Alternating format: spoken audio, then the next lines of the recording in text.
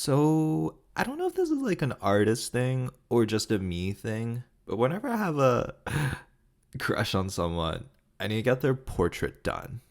So, this means on top of all the normal all consuming pining that leads people to filter by slow burn, I'm also tortured by the thought, you need to draw X person.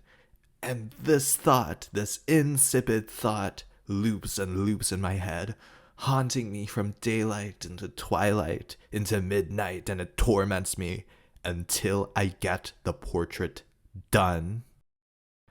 So I don't know if I'm coming across as weird or if I'm coming across as relatable, but we're just gonna keep going and going and going and going all the way back to the year of our Lord, 2018.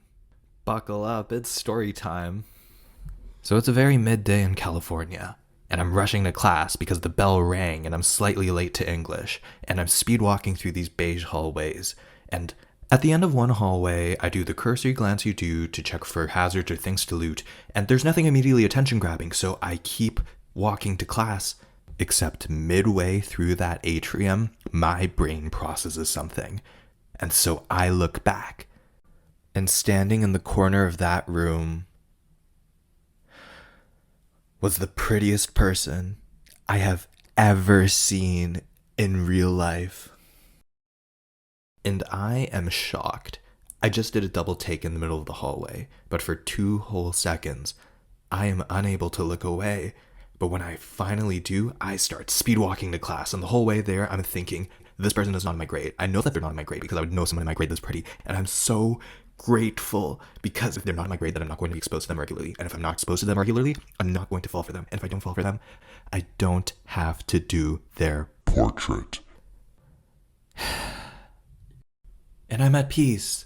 October, November, and December all pass, and I'm normal and functional and calm. And then January comes, and with January comes a new semester, and with new semester come new classes, with new classmates. And so I'm sitting in first period science, looking around, seeing if I know anyone. And then he comes in. And he has the audacity to come in again during my math class. And I know, as clear as glass, that my stupid, shallow, neurotic brain is going to make me do his. So enough beating around the bush, let's characterize him. So there isn't a lot to say about his character because this is more a story about my dysfunction more so than it is a story about two people interacting. Like, I gotta stress that my attraction to this person was so shallow. I did not know that much about him. But by the accounts of everyone whom I've told the story to and you us both, they tell me, well, first they tell me, oh, Shame 100, are you sure this is the prettiest person ever in real life? And I'm like, look, we just need to take this as a given. And then there seems to be this consensus, and this is definitely an oversimplification of a complex person, but the consensus seems to be that he's best described as some guy. Like, was he particularly nice? Was he particularly hardworking? Did he have a cool gimmick? Was he really flamboyant? No, he was just some guy, and there's nothing wrong with that.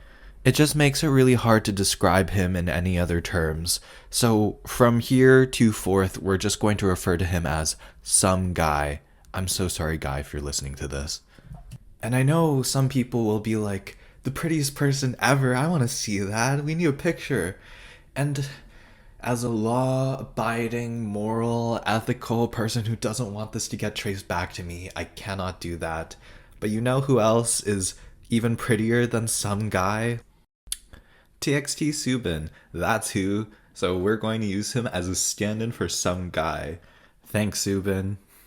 It's early January, and I need to get this portrait done, and I don't know how to do it because I don't know him. I don't know anyone who knows him. No one I know knows anyone who knows him. And I can't just go up to him and ask him to do his portrait because I don't have faith that that social interaction would turn out well for me.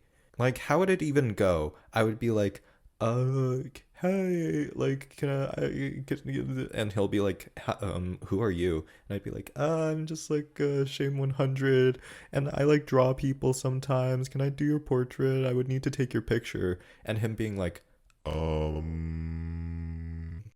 Like, I'd rather die. I'd rather die than have that happen to me. And so I need to come up with my first plan. And like most of my ideas, it is as unrealistic as it is awful. So in science, I sit in the front row and Guy sits in the back. So, and stay with me here. If I prop my phone up in front of me and I look through it and it's at a certain angle, I can kind of see him. So in theory, I could just look at his face through this mirror and sketch it out. Done, easy, quick, simple, nip this in the bud. He doesn't have to know. And then I can just move on with my life. And it's not a great plan, but it is a plan, and I don't really like thinking or problem solving. And so one morning in science, I just kind of do it. Like, I prop my phone up, I'm ready to draw him out. But, first I'm like looking at him a bit because I don't know, you have to appreciate beauty a little bit sometimes. You have to stop and smell the roses and taste the spices and look at your crush through your phone screen reflection, like Mark Twain once said. So I'm just sitting there, not listening to the teacher, gawking like a bit of a weirdo. And then it feels like he's kind of making eye contact. It looks like Guy's eyes are looking at mine through the mirror. But that seems improbable because my phone is pretty small and it would look even smaller based on our relative positions because his perspective is from so far back, right? Just in case though, I put my phone down, for a break, and I'll pick it up a minute later and then I'll finish the portrait and then everything will be done. And a minute later, I pick my phone back up, but it still feels like he's looking at me through the phone screen. And so, like, I'm a little bit wary, like, is he? And then he nods. And I put my phone back down. Oops, I was caught. Oops, he caught me. That's the end of plan A. So that was embarrassing, definitely one of my low points, but I can definitely still recover from it because it's not like he formed an opinion of me. I could have just, been some guy looking at him, right? So now that plan A failed, I'm just gonna move on to plan B. So what's plan B? Plan B is nothing. There is no plan B. Plan B is to wait because I'm not proactive. And I should not be rewarded for this. I should get punished. And I guess I kind of am. Because 2 months pass and every day I see him and he's so pretty and I just want to do his portrait, but I'm like too shy to go up to him and his friends and... But then there's a bit of a development in math class. We have assigned seating at desks which seat 2 people per, and today the seats are changing. And you really kind of have to talk to the person next to you or else it's just like weird and you sit next to each other and y'all know who I want to get seated with.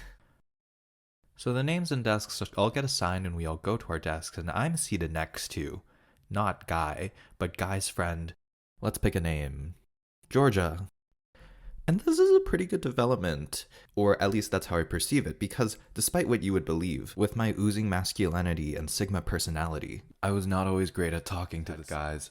And so my new plan is to just talk to Georgia and become friends with her, and then, maybe I can do her portrait, and then maybe she can, I don't know, tell people in her friend group, or if I go up to Guy and I'm like, hey, can I do your portrait? She can stand up for me and be like, no, this guy's not a weirdo, he did my portrait, look.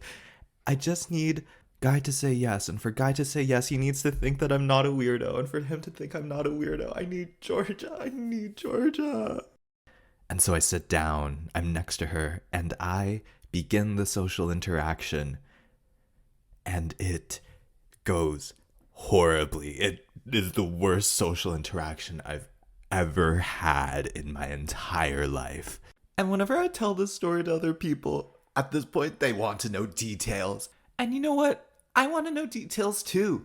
But I have zero ability to recall anything that happened in those 15 minutes. I had to repress it because it was so awful.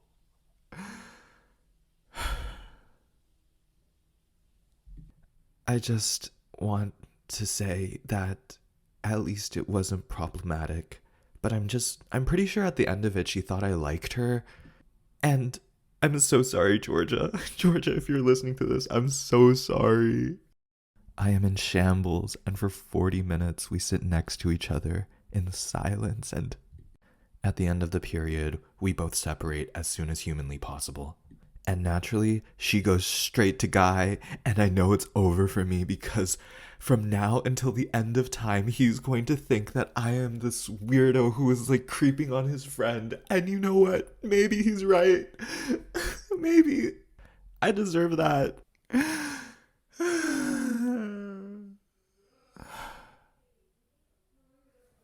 And I'm done. I'm done for. And I wallow.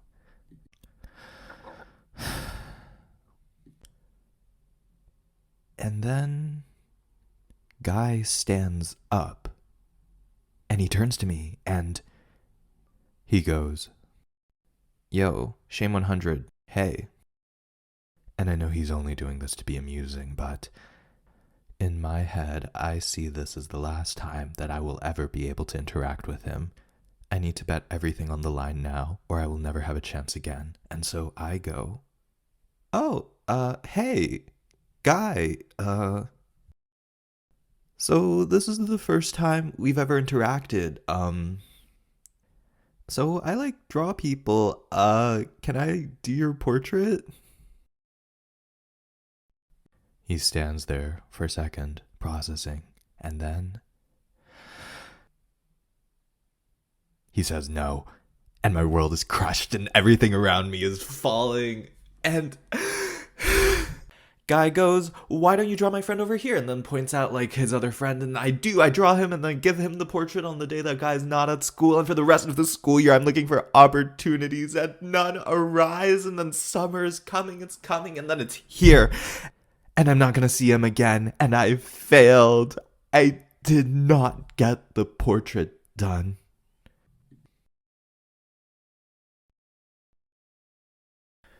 So that's the end of part one. Thanks for watching. Originally this was going to be a 3-part thing with the whole thing lasting somewhere between 50 minutes and an hour and a half.